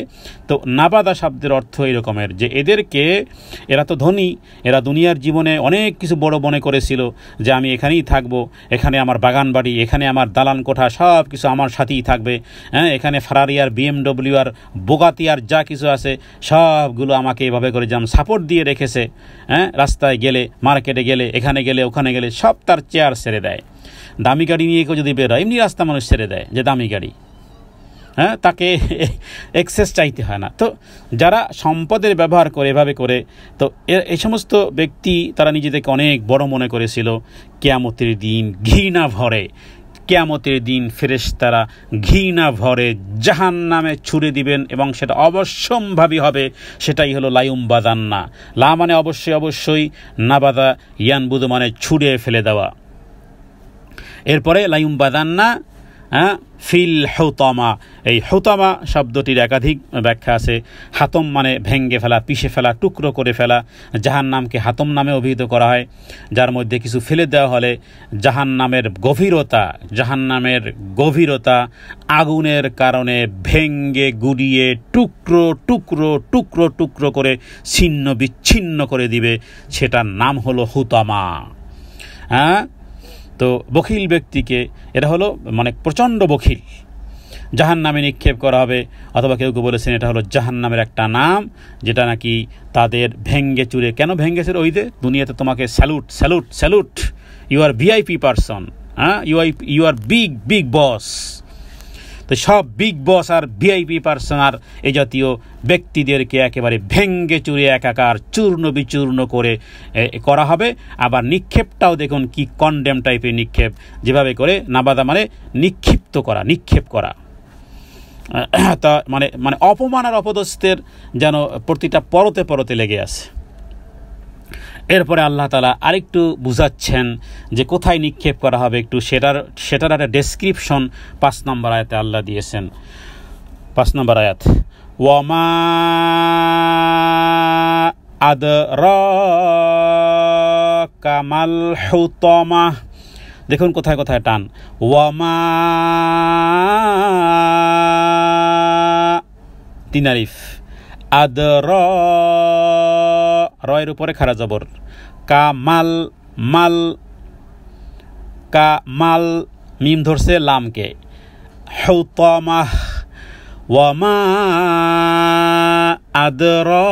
আদ দালের উপরে বা জিম দাল তোয়া কফ। যখন এই অক্ষরগুলো যখন সাকিন থাকে তখন তাকে কলকলা বলতে হয়, কলকলা উচ্চারণ করতে হয়। কলকলাটা হলো যে একটা প্রতিশব্দ আসবে। যেমন বলেছি, একটা ফুটবলকে আপনি যদি জোরে আছাড় মারেন অলের দিকে, সেটা আপনার রিটার্ন টু ইউ, নিচের দিকে দেন, আবার সেটা মানে শব্দটা পতন হয় না, শব্দটা আবার রিটার্ন আসে। আদ ওয়ামা আদ র কামাল হুতামা। ওয়াও মানে এবং, মা মানে কি বা কেন বা কি, আদরা তোমাকে জানাবে, আদরা মানে আপনি কি জানেন, আদরা কা হেনবি আপনি কি জানেন, মানে ওই জাতীয় লোকদেরকে কোথায় টিস্যু পেপারের মতন ঘৃণা ভরে ছুঁড়ে ফেলে দেওয়া হবে, আর এরপরে এদেরকে চূর্ণ বিচূর্ণ করে দিবে। সেই জায়গাটার দৃশ্য বা সেই জায়গাটা কি, সেটা কি আপনি জানেন? আপনি কি জানেন? আদরা কা আপনি কি জানেন, আদরা মানে জানা, কা মানে আপনি, মা সেটা কি, হুতামাটা কি বা চূর্ণ বিচূর্ণকারী জিনিসটা কি, সেটা কি আপনি জানেন? অথবা কোন জিনিস আপনাকে জানাবে, হুতামা কি, তুমি কি জানো হে নবী সেই চূর্ণ বিচূর্ণকারী জিনিসটি কি, বা পিষ্টকারী যেই জিনিস সেটি কি, আপনি কি জানেন? মানে এখানে প্রশ্ন, এখানে কিন্তু প্রশ্নসূচক বাক্য এটা। ওয়ামা আদরা কামাল হুতামা, প্রশ্নসূচক বাক্য কেন? মোর অ্যাটেনশনের জন্য প্রশ্ন করা হয়। একটা ছাত্র ঘুমাচ্ছে মনে করেন, তা আপনি তাকে জিজ্ঞেস করেন, এই বলো তো এটা কি, তার মানে কি? সে তো ঘুমিয়েছিল, তার মানে তার অ্যাটেনশন নেওয়ার জন্য, কারণ তাকে প্রশ্ন করা হচ্ছে। Attention please everybody. কেন? লিকুল্লির মধ্যে কিন্তু এভরিবডি আছে। ওয়াইলুল্লি কুল্লি মানে গোটা পৃথিবীর মাখলুক, শুনে রাখো সেই হুতামাটা কি। জাহান্নামের ভয়াবহতাকে ব্যক্ত করার জন্য আরবির গ্রামারে এ সমস্ত প্রশ্নসূচক বাক্য দিয়ে শুরু করা হয়, এবং এটার অর্থ এরকমের যে সেটা হলো এমন এক ভয়ঙ্কর, মানে প্রশ্নটার মধ্যে আছে উত্তর, কিছু কিছু প্রশ্নের মধ্যেই থাকে উত্তর। তো তার মানে সেটা হলো এমন এক ভয়ঙ্কর আগুন যা প্রকৃত পক্ষে তোমার জ্ঞান বুদ্ধিও সেখানে পৌঁছতে পারবে না, ধারণা করতে পারবে না, তুমি এটা থিঙ্কিংও করতে পারবে না যে সেটা আসলে কত ভয়াবহতা। তোমার সমজ, তোমার বুঝ, তোমার জ্ঞান, তোমার বুদ্ধি যেটা অনুভব করতে পারবে না, যেটা আয়ত্ত করতে পারবে না, সে হুতামাটা কি। তারপরেও বলে না যে আসলে সেটা যে কী পরিমাণ, কিভাবে তোমাকে আমি এক্সপ্লেন করব, কিন্তু তারপরে কিছু বর্ণনা কিন্তু মানুষ দেয় যে আমি যে কি দেখলাম, নিজেই বুঝতে পারতেছি না, আমি এক্সপ্লেন করতে পারি, তারপরও কিছু বর্ণনা দেয়। সেই বর্ণনাটা এর পরের আয়াতে আল্লাহ তাআলা দিয়েছেন 6 নম্বর আয়াতে। সেটি কি? 6 নম্বর আয়াত, নারুল্লাহিল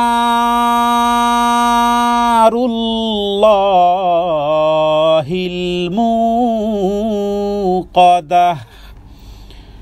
নারুল্লাহ, আল্লাহর আগুন। আল্লাহ যদি শুধু এতটুকুই বলতেন যে আগুন, কিন্তু না, এখানে আল্লাহর দিকে সম্বোধন করেছেন। আগুনের সম্পর্ক এবার রবের দিকে করেছেন। হ্যাঁ, আপনার বাসাতে মনে করুন কি বলে আইপিএস আছে, আইপিএসে লাইট জ্বলতেছে, অথবা ওটা কি বলা হয় মিটার, এই জেনারেটর দিয়ে আপনার ঘরের ফ্যান বা লাইট চলতেছে। কিন্তু আপনার ঘরের এই লাইট আর এইগুলোর সাথে যদি মূল পাওয়ার হাউসের সাথে সম্পৃক্ত করা হয়, যেখান থেকে বিদ্যুৎ উৎপাদন করা হয়, তাহলে এটা কত বড় পাওয়ারফুল। কারণ খুব বেশি হলে হতে পারে আপনার জেনারেটর বন্ধ হয়ে গেছে, তেল নাই, জেনারেটর বন্ধ হয়ে গেছে, এদিক সেদিক কিছু হয়েছে, অটো সুইচ পড়ে গেছে। কিন্তু মূল পাওয়ার হাউসের সাথে যেখানে বিদ্যুৎ উৎপাদন হয়, সেখান থেকে মোটা তার মনে করেন আপনার বাড়ি পর্যন্ত ডাইরেক্ট কানেক্টেড দেওয়া হয়েছে। এবার সেটা কি পাওয়ারফুল। আগুন তো এমনি, আগুনের ধর্ম আছে, আগুনের একটা ধর্মই আছে যে সে মানে সব কিছু শেষ করে দেয়। হ্যাঁ, দুনিয়াতে আমরা দেখি না যে কিছুদিন আগে দেখলাম যে সিএনজিতে বাস্ট হয়ে গেছে, একেবারে মানুষ পুরোটাই কয়লা হয়ে গেছে। তো এখানে আল্লাহ তাআলা দেখুন আগুনের সম্পর্ককে নিজের দিকে উল্লেখ করেছেন যে কিভাবে তোমাকে বলবো। ওই যে অমাদ্রা কামাল হুতামা, মানে যে কিভাবে তোমাকে জানাবে, কারণ সেখানে তোমার জ্ঞান পৌঁছবে না, তোমার বুদ্ধি ধরবে না। এতটুকু শুনে রাখো যে সেই আগুনটা হলো আল্লাহর আগুন। নারুল্লাহিল মুকাদাহ। নার মানে আগুন, নারুল্লাহ মানে আল্লাহর আগুন। আল মুকাদা সেটা এমন কোনো আগুন নয় যে আগুন তেজস্বিতা কম বা প্রজ্বলিত নয়, না, প্রজ্বলিত বা আগুনের তেজস্বিতায় পরিপূর্ণ এমন আগুন। লেলিহান, মুকাদা মানে লেলিহান শিখাযুক্ত প্রজ্বলিত আগুন। আর এটাও ঠিক যে জাহান্নামের কোনো বিষয় পৃথিবীর কোনো ভাষা দিয়ে সেগুলোর আযাব এবং গজব এবং তার শাস্তির ভয়াবহতা কখনোই কস্মিনকালেও এক্সপ্লেইন করা সম্ভব নয় পৃথিবীর কোনো ভাষাতে। অনুরূপভাবে জান্নাতের সুখ শান্তিও পৃথিবীর কোনো ভাষা দিয়েও সেটাকে ব্যাখ্যা বিশ্লেষণ করা যায় না। শুধু মানুষের জ্ঞান যেহেতু ছোট, এতটুকু সামান্য জ্ঞানে সামান্য কিছু আকার ইঙ্গিত দেওয়া হয়েছে। মুকাদা লেলিহান শিখাযুক্ত আগুন। আর এই আগুনকে আল্লাহর সাথে সম্পর্কিত করার মাধ্যমে এর প্রচণ্ডতা, এর ভয়াবহতা, এর ভয়াবহতা উল্লেখ করা হয়েছে। সেটা হলো আল্লাহ তাআলার প্রজ্বলিত আগুনে এদেরকে প্রবিষ্ট করানো হবে। তাহলে চরিত্র, আমরা এই সমস্ত চরিত্র আমাদের মধ্যে থাকবে, কিন্তু এই রকমের জঘন্য চরিত্র যেন না হয়, তাহলে কিন্তু ফলাফলও কিন্তু জঘন্যতম। নারুল্লাহিল মুকাদা। এরপরে এই আগুনের আরেকটু এক্সপ্লেইন করা হয়েছে 7ম আয়াতে। সেটা কি? আল্লাতী তাত্তালিউ আলাল আফইদাহ। এই আয়াতের মধ্যে মাত্র একটি টান, আল্লাতী তাত্তালিউ আলাল আফইদাহ, আর কোথাও টান নেই। আল্লাতী মানে যা, মানে এর সম্পর্ক আগুনের সাথে, ওই আগুনের সাথে, ওই আগুনের ব্যাখ্যা, আগুনের বিশ্লেষণ দেওয়া হচ্ছে 7ম আয়াতে এবং 8ম আয়াতে। আল্লাতী, সেই আগুন হলো এমন, তাত্তালিউ, তলায়াত মানে পৌঁছে গেছেন। যেমন ওই যে তলা আল বাদরু আলাইনা, যেই মদিনার যেই শিশুরা রাসূলুল্লাহ সাল্লাল্লাহু আলাইহি ওয়াসাল্লাম কেন্দ্র করে যেই করেছিল, তার মধ্যে তলা আল বাদরু, তলা মানে পৌঁছে গেছেন, বাদরু আলাইনা, নবীকে তারা যেমন সবাই খেজুর গাছের উপর থেকে উঠে দেখতেছিল। তো যেন বদর মানে চন্দ্রিমা চাঁদকে বলা হয় বদর, লাইলাতুল বদর মানে চন্দ্রিমা চাঁদ। তো তলা আয়াত তলিয়া মানে পৌঁছা, তাত্তলিউ মানে পৌঁছে যাবে, আলা মানে উপর, আফইদা তাদের কলিজা পর্যন্ত। পৃথিবীর কোনো আগুন কলিজায় পৌঁছে না, দেহে পৌঁছে কলিজা শুদ্ধ সব আগুন দিয়ে জ্বালিয়ে দেয়। কিন্তু এই আগুনের পাওয়ার ভিন্ন টাইপের। এই যেন ওই সিটি স্ক্যানিংয়ের মতন, সিটি স্ক্যানিং যেভাবে ওঠা উপরে নিচে, তার মানে আপনার শিরা উপশিরার ধমনীতে রক্তের শিরা উপশিরার চলমান প্রক্রিয়ার কোথায় কোথায় কি আছে না আছে, সিটি স্ক্যানিংয়ের মতন পুরা দেহের, অথবা আরও কোনো উন্নত চিকিৎসা বিজ্ঞানের যে গোটা দেহের কোথায় কোথায় শিরা উপশিরায় রগের মসজিদে কোথায় কোথায় কি আছে যেন কম্পিউটারে ধরা পড়তেছে। তো এই আফিদা মানে যা হৃৎপিণ্ড পর্যন্ত পৌঁছে যাবে।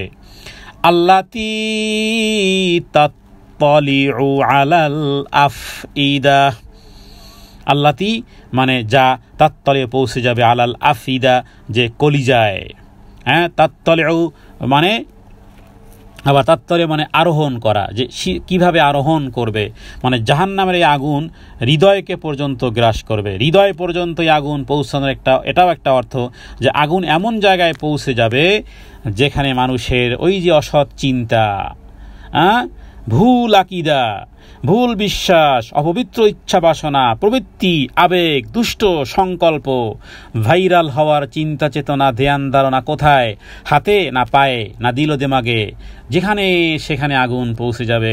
কারণ শত্রু ধরা পড়েছে, শত্রু যেখানে আছে ওখানেই আগুন পৌঁছে যাবে ওই শত্রুকে ধরাশায়ী করার জন্য। দুনিয়ার জীবনে টাকা পয়সা, ধন সম্পদ, অর্থলিপ্সায় তুমি অন্ধের মতন ছিলে। এই অর্থলিপ্সা তোমার হৃদয়ের যেখানে গহীন কোণে যেখানে ছিল, কি ভাবতে, কি নিয়ে ঘুমাতে, কি ঘুম থেকে আবার উঠতে, কি করবে, কোথায় আর্নিং করবে, কিভাবে কি স্বপ্ন জাল ড্রিম স্বপ্ন বুনেছিলে, যেথায় হৃদয়ের গহীন কোণায়, ওই গহীন কোণায় আগুন এসে এবার উপস্থিত। কারণ এই আগুনের নাম হলো, এই সিআইডির নাম হলো নারুল্লাহ। নারুল্লাহ এটা আল্লাহর আগুন। হৃদয় পর্যন্ত আগুন পৌঁছে গেছে, কারণ ওখানেই তোমার অসৎ চিন্তা, ওখানেই ছিল ভুলে ভরা, ওখানের আকীদা বিশ্বাস ছিল সঠিক নয়, ওখানেই বাসনা রাখতে যে আমি সারা জীবন থেকে যাব। ওখানে সেই কুইচ্ছা, কুপ্রবৃত্তি আর আবেগ আর দুষ্ট সংকল্প আর নিয়াতের কারণে আগুন ওখানে পৌঁছে গেছে। কারণ এই আগুন দুনিয়ার আগুনের মতো অন্ধ নয়, সে দোষী নির্দোষ সবাইকে জ্বালিয়ে দেবে না, বরং প্রত্যেক অপরাধীর হৃদয়ে অভ্যন্তরে যেখানে অপরাধ জন্ম নিত, মুখে থাকতো একরকমের, কিন্তু হৃদয় দুষ্ট চিন্তা, হৃদয় তোমার দুষ্ট চিন্তা, ওই হৃদয়ের দুষ্ট চিন্তার জায়গায় আগুন এসে উপস্থিত। দুনিয়ায় মানুষের আগুন দেহে লাগলে হৃদয় পর্যন্ত পৌঁছার আগেই মারা যায়। জাহান্নামে হবে না মৃত্যু, জাহান্নামে কোনো মৃত্যু হবে না, লা ইয়ামুতু ফিহা ওয়া লা ইয়াহইয়া। কাজেই জীবিত অবস্থায় হৃদয় পর্যন্ত অগ্নি পৌঁছাবে কিভাবে? দেহে পৌঁছলেই তো শেষ, রুহু শেষ। কিন্তু হৃদয়ের দহনে তীব্র কষ্ট জীবদ্দশাতে মানুষ যেহেতু অনুভব করতে পারে না, এর আগেই মারা যায়, কিন্তু সেখানে হৃদয়ে গ্রাস করবে উষ্ণতা, আগুনের তীব্রতা, তেজস্বীয়তা হৃদয় পর্যন্ত পৌঁছে যাবে। তো জাহান্নামে যেহেতু মৃত্যুকে আহ্বান করা হবে, কিন্তু মৃত্যু আসবে না, অতএব সেখানে সুন্দরভাবে যেই আল্লাহর আগুন হৃদয়ের অকপটে সেখানে পৌঁছে যাবে। এরপরে ৮ম আয়াত, ইন্নাহা আলাইহিম মুসাদা। ইন্নাহা গুন্না, অজীব গুন্না, আর হা কেন টান? আলিফ সাকিন নুনে জবর। ইন্নাহা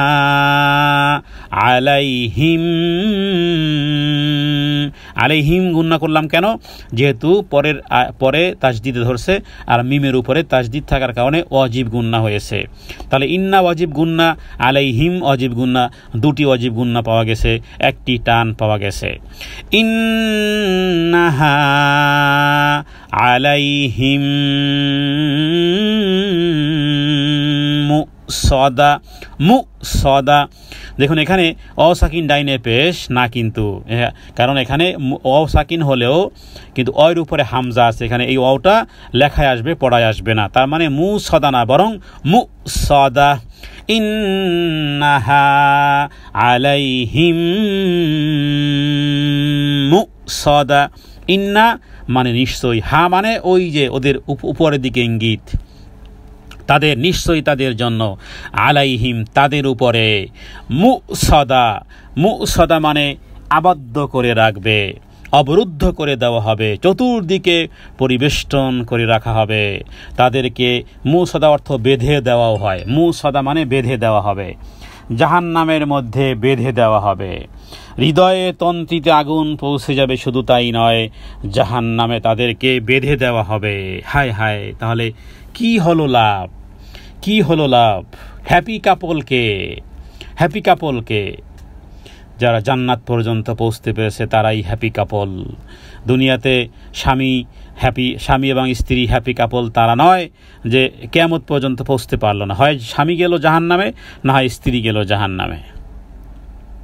তো হ্যাপি কাপল হতে হলে স্বামী স্ত্রী যখন উভয়ে জান্নাতে যাবে তখনই হবে হ্যাপি কাপল। তো দুনিয়ার জীবদ্দশায় এই জাতীয় এই সম্পদের কারণে দেখুন, মামলা মোকদ্দমা থেকে শুরু করে যা কিছু অন্যায় অনাচার অত্যাচার আছে, এগুলোর কারণে কোন পর্যায়ে মানুষকে নিয়ে যায়। কিন্তু বিষয়টা একটা কমন বিষয়, টাকা পয়সা ধন দৌলত আমাদের আলেম জালেম, আস্তিক নাস্তিক সবার জন্যই লাগে, কিন্তু সেটার একটা লিমিটেশন থাকতে হবে, যেন গোলাম না হই। টাকা পয়সা হবে আমার গোলাম। তবে যারা শরিয়া মোতাবেক যারা দিন ধর্ম পালন করবে, যাকাত ফিতরা আদায় করবে, আল্লাহর সন্তুষ্টির জন্য ব্যয় করবে, ব্যয় করতে মন চায় না কিন্তু তবুও ব্যয় করে দিবে। কারণ হৃদয় যেখানে, সেই হৃদয়কে বলতে হবে যে হৃদয় এখন এইখানে কুমন্ত্রণা দেশ, কিন্তু কিয়ামতের দিন ওখানে পর্যন্ত কিন্তু আগুন তোকে গ্রেফতার করবে। এই জন্য বলা হয় পরকালের দৃশ্য যাদের হৃদয়ে বহমান তাদের হাত লম্বা হয়। এটা একটা রূপক অর্থ। হাত লম্বা হয় মানে তারা আল্লাহর সন্তুষ্টির রাস্তায় তারা দান করা অধিক করে, এটাকেই বলা হয় হাত লম্বা।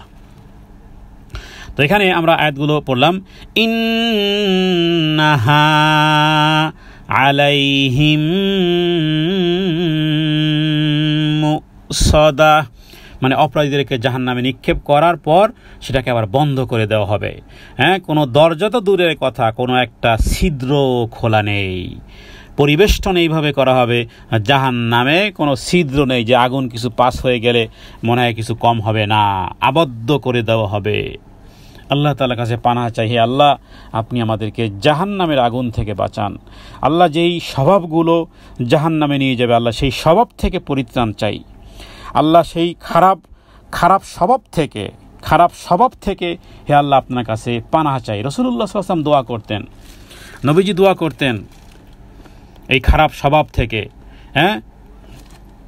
তো আল্লাহ তাআলার কাছে আমরা যেন প্রার্থনা করতে পারি যে খারাপ স্বভাব থেকে যেন বাঁচতে পারি, এবং বাঁচার রাস্তাগুলো এর বিপরীতটা। বলে যে আদব শিখেছো কার কাছ থেকে? কয় বেয়াদবের কাছ থেকে আদব শিখেছি। তো বেয়াদবের কাছ থেকে আদব কিভাবে শিখলা? কয় বেয়াদব যা করেছে তার বিপরীত করেছি, ওটাই আদব। এখানে যেই চরিত্রের কথাগুলো করেছে আপনি এর বিপরীত করবেন, তাহলে এবার আপনার জন্য জান্নাত। কারণ এখানে যেই চরিত্রগুলো বলা হয়েছে এর বিপরীত আমরা করব ইনশাআল্লাহ। সর্বশেষ আয়াত, ফি আমাদিম মুমাদ্দাদাহ, ফি টান ইয়া সাকিন ডাইনেজের, আমাদিম ওয়াজিব গুন্না মিমের উপরে তাজদিদ, তাহলে দুটি টান মাত্র আয়াতের মধ্যে। ফি আমাদিম মুমাদ্দাদাহ, ফি মানে মধ্য, আমুদ বলা হয় খুঁটিকে। আরবিতে আমুদ বলা হয় খুঁটিকে বা বাঁশকে বা লোহার ভীমগুলোকে বলা হয় আমুদ। মানে বড় বড় স্থাপনা, যেমন ব্রিজের নিচে যেই পিলারগুলো থাকে, এই পিলারকে আরবিতে বলা হয় আমুদ, স্তম্ভ সমূহ। মুমাদ্দাদা মানে দীর্ঘায়িত। কি পরিমাণ দীর্ঘায়িত? জাহান্নামে পড়তে 70 বছর লাগে। তার মানে এই স্তম্ভগুলো মনে করুন এরকমের 70 বছরের দূরত্বের পরিমাণ লম্বা আমুদ, মানে উচ্চ স্তম্ভে বা লম্বা খুঁটিতে ওদেরকে বেঁধে রাখা হবে যারা দুনিয়ার জীবদ্দশায় এই রকমের ছিল। জাহান্নামের দরজাগুলো বন্ধ করে দিয়ে তারপরে উঁচু থাম গেড়ে দেওয়া হবে। কেউ বলেছেন অপরাধীদেরকে উঁচু থামের গায়ে বাঁধা থাকবে। এরপরে জাহান্নামীদেরকে শাস্তি দেওয়ার জন্য এইভাবে করে উঁচু থামের মধ্যে, উঁচু স্তম্ভের মধ্যে এদেরকে আবার বেঁধেও দেওয়া হবে। কারণ সে মনে করেছিল ধন সম্পদ তার কাছে চিরকাল থাকবে। কখনোই নয়, অবশ্যই সে নিক্ষিপ্ত হবে। হে নবী, আপনি কি জানেন হুতামা কি? তা তুমি জানো না। আর সেই হুতামা হলো আল্লাহ তাআলার প্রজ্বলিত আগুন, যা হৃদয়কে গ্রাস করে ফেলবে, জ্বালিয়ে ভস্মীভূত করে দিবে, এবং সেখানে তারা কখনোই মৃত্যুবরণ করবে না। তো এই আয়াত পাঠ করে এই আয়াতে কি পরিমাণ যে ভয়াবহতার কথা উল্লেখ করা হয়েছে, এই বিষয়গুলো সত্যিকার অর্থেই এ সমস্ত সূরাগুলো যখন পড়বেন, যখন পড়বেন, বারবার যখন পড়বেন, অর্থের সাথে যখন মিলিয়ে পড়বেন, তখন সত্যিকার অর্থেই চোখ থেকে পানি আসতে বাধ্য। কারণ এই বিষয়গুলো এমন নয় যে অন্য কোনো জাতির কেচ্ছা কাহিনী আপনাকে বলা হচ্ছে না। কোরআনুল কারীম মৃত্যু ব্যক্তির জন্য নয়, জীবন্ত ব্যক্তির জন্য। জীবন থাকতে অর্থসহ পড়ে যেন কবরে যেতে পারি, রবের কাছে সেই দোয়া করেন। জীবনে বহু সময় নষ্ট করেছেন, বহু দিন আর বহু সময় নষ্ট করেছেন। আল্লাহ তাআলার কাছে তৌফিক কামনা করি দিনী ভাই এবং দিনী বোনদেরকে যেন কোরআনের সাথে সম্পৃক্ত থেকে কোরআনে আল্লাহ তাআলা যা বলেছেন অন্ততপক্ষে সেই বিষয়গুলো যেগুলো থেকে পানাহ চাওয়া, সেগুলোর থেকে যেন পানাহ চাইতে পারি। যখন জানবো তখনই জানতে পারবো। আমরা আল্লাহ তাআলার কাছে দোয়া করি, হে আল্লাহ, এই সূরার মধ্যে যে সমস্ত বিষয়গুলো ভয়াবহতার কথা উল্লেখ করা হয়েছে, আল্লাহ এই জাতীয় ভয়াবহতা থেকে, এই ধরনের নিকৃষ্ট শাস্তি থেকে, এই জাতীয় বন্দিদশা থেকে পরিত্রাণ দিবে যেই চরিত্রগুলো, আল্লাহ সেই চরিত্র আমাদেরকে ধারণ করার তৌফিক দান করেন। ইবনে মাসউদ রাদিয়াল্লাহু তাআলা এখানে এই বিআমাদিম মানে অর্থ করেছেন যে জাহান্নামীদের স্কন্ধে শিকল বাঁধা থাকবে। স্কন্ধে গরু আর ঘোড়া, হাতি যেভাবে দেখেছেন না যে এক ধরনের শিকল বেঁধে রাখে, তো এই জাতীয় জাহান্নামীদের গলায় শিকল বেঁধে রাখা হবে। গলায় লোহার জিনজির, 70,000 লম্বা, মানে সর্বনিম্ন হলো 70,000 গজ লম্বা, অন্য হাদিস থেকে পাওয়া যায়, বা 70 গজ। তো সেগুলো জাহান্নামীদের গলায় লাগিয়ে, মানে কুকুর যেভাবে বাঁধে, ছাগল যেভাবে বাঁধে, দুনিয়ার জীবদ্দশায় তো একেবারে খুব উচ্চ পর্যায়ের ছিলে। অহংকার আল্লাহ তাআলার, কারণ এরা হলো মূলত আসলে এর মধ্যে অহংকারও আছে। টাকা পয়সা কখনো কখনো অর্থ অনর্থের মূল হয়, অর্থই অনর্থের মূল হয়েছে। এবার এদেরকে দেখুন নিক্ষেপ কিভাবে, সেগুলো আমরা বলেছি।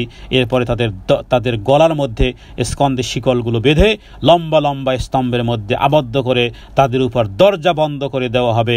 এরপরে এই জাতীয় নিকৃষ্ট ধরনের শাস্তি তাদেরকে দেওয়া হবে। ভারী ভারী বেড়ি শিকল থাকবে, বন্দি অবস্থাতেই তারা পরিবেষ্টিত থাকবে। জাহান্নামের দরজা বন্ধ করে দেওয়া হবে, লোহার পেরেকের সাথে বেঁধে দেওয়া হবে, যেগুলো হবে লম্বা লম্বা স্তম্ভের মতন। ফি আমাদিম মুমাদ্দাদা। দোষ কি? দোষ ছিল কয়েকটা দোষ ছিল। প্রথম দোষ ছিল এরা এমন ব্যক্তি যারা সামনাসামনি মানুষদেরকে তুচ্ছ-তাচ্ছিল্য, ধিক্কার দেয়, পিছনে করে নিন্দা। এরপরে শুধু টাকা পয়সার গোলাম হয়ে আছে, টাকা পয়সা শুধু জমায় আর জমায়, গুণে আর গণে, সেগুলো কোনো খরচার, দিনের পথে, ধর্মের পথে খরচা কোনো নামগন্ধ নেই। আবার এটাও মনে রাখতে হবে যে অনেকে আছে আবার খরচা করে। অনেক ব্যক্তি দেখবেন যে পাপে সুদের ব্যবসা করে, ঘুষের ব্যবসা, ঘুষই করে, হারাম কাজে আর্নিং করে, মানুষ মেরে টাকা পয়সা। এরা আবার দেখবেন যে দান দক্ষিণার ক্ষেত্রেও এরা আবার কখনো কখনো এরা দেখা যায় যে অনেক টাকা পয়সা দান করে। হবে না। কেন হবে না? আল্লাহ তাআলা জানেন তোমার হৃদয়ে কি আছে। কারণ এরা তো নেতৃত্ব, যেহেতু টাকা আর্নিংয়ের তো কোনো অভাব নেই, কিন্তু এক্সপেন্ড না করলে মানুষও বা কী বলবে। সেটা হতে পারে তার প্রতিপত্তি, তার দেখানো, অথবা ভোটের নির্বাচনে জয়যুক্ত হওয়ার জন্য, অথবা পপুলার হওয়ার জন্য, যেই কোনো উদ্দেশ্য। রবের সন্তুষ্টি যদি থাকতো তাহলে আর্নিংয়ের ক্ষেত্রটাও তুমি বন্ধ করতে। তুমি যে রবকে ভয় পাও না, তুমি যে মরে যাবে এটা যে তোমার কর্মকাণ্ড দেখলে বিশ্বাস হয় না, তা নাহলে তুমি ব্যাংক থেকে কিভাবে এভাবে করে লোন নাও? কতদিন বাঁচবে এই ঘরে? সুন্দর টাইলস করা, মোজাইক করা, সব বিদেশি ফিটিং, জার্মানি ফিটিং, আর বিভিন্ন দেশের ফাটিং করে এই যে চকচকা একেবারে তকতকা করে যে ঘর বাড়ি বানিয়েছো, থাকবে কতদিন? ডাক আসবে কিনা, ডাক পৌঁছবে কিনা, মালাকুল মউত পৌঁছতে পারবে কিনা?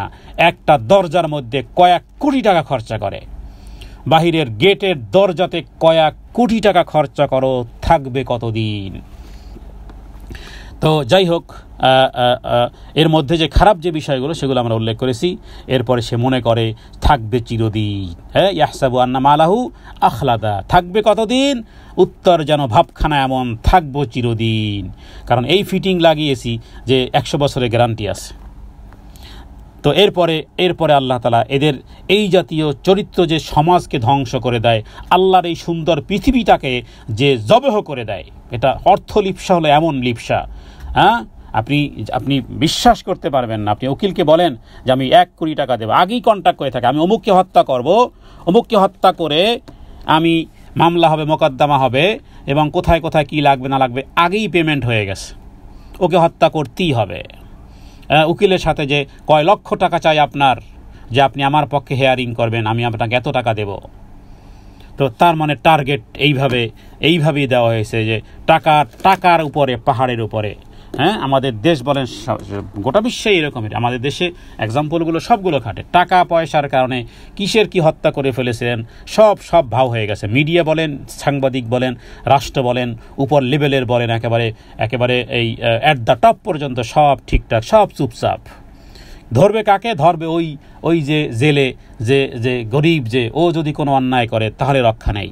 3000 কোটি টাকা নিয়ে লাপাত্তা হয়ে গেল, তার বিরুদ্ধে মামলা হবে না। কিন্তু আপনি দিন ধর্মের কাজের জন্য মাত্র 1 লক্ষ টাকা আপনি কোনো ইসলামিক অর্গানাইজেশনে পাঠান, দেখবেন চিঠি এসে উপস্থিত। যাই হোক, এই আলোচনাগুলো আর লম্বা করার অর্থ নেই। আল্লাহ তাআলার কাছে দোয়া করি, হে প্রভু, যা শুনলাম তা যেন মেনে চলতে পারি, তোমার কাছে এই তৌফিক কামনা করি। আমা তৌফিক ইল্লা বিল্লাহ, হাদা মিন্নি ওয়াল ইলমু ইনদাল্লাহ, আল্লাহু আ'লামু বিস-সাওয়াব, ওয়া সাল্লাল্লাহু আলা সাইয়্যিদিনা মুহাম্মাদিন নবিয়্যিল উম্মি ওয়া আলিহি ওয়া সাল্লাম। আসসালামু আলাইকুম ওয়া রাহমাতুল্লাহি ওয়া বারাকাতুহু।